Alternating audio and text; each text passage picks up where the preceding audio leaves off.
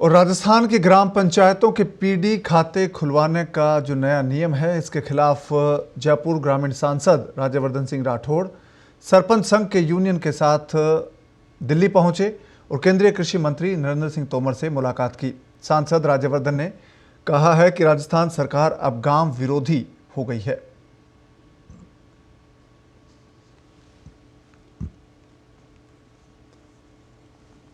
देखिए, ये बात स्पष्ट हो गई है कि राजस्थान की कांग्रेस सरकार से राजस्थान नहीं संभल रहा।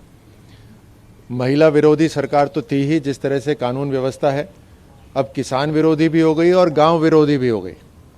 और पैसा किसका ये हड़प रहे हैं राजस्थान की कांग्रेस सरकार? गांव का में जो विकास का पैसा है, गांव के जो लोगों के लिए पैसा आ रहा है, जो केंद्र सरकार से सीधा गांव में पैसा आ रहा है, जो 2014 से प्रधानमंत्री मोदी जी ने यह तय करा कि गांव का जो विकास हो वो गांव ही तय करे, वो जो केंद्र सरकार का पैसा है वो अब राजस्थान सरकार 2019 से हत्या के बैठी हुई है। और तकरीबन 6,500 करोड़ रुपए है, कोई मामूली बात नहीं है। गांव का विकास होगा, गांव की बेटियां आगे बढ़ेंगी, गांव के युवा आगे बढ़ेंगे, गांव में लाइट होगी, पढ़ने की व्यवस्था होगी, ये सारा काम उससे होता है।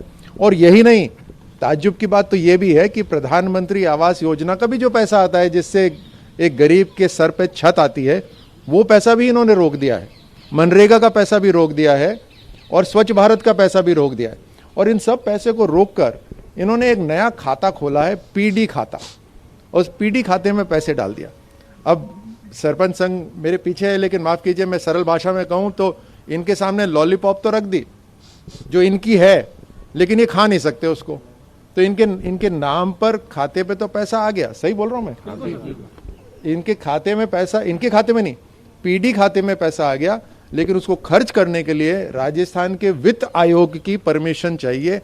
अब इतना बड़ा जो सरल काम मोदी जी ने करा हुआ था, उसको इन्होंने पूरा मुश्किल कर दिया। लाल फीताशाही उसमें लेकर आ गए। और मकसद क्या है?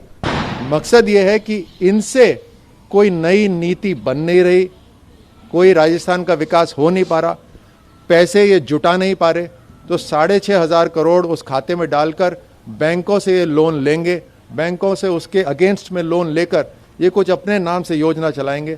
इस तरह का जो राजस्थान में व्यवस्था हो गई, ये बहुत ही दुख की बात है।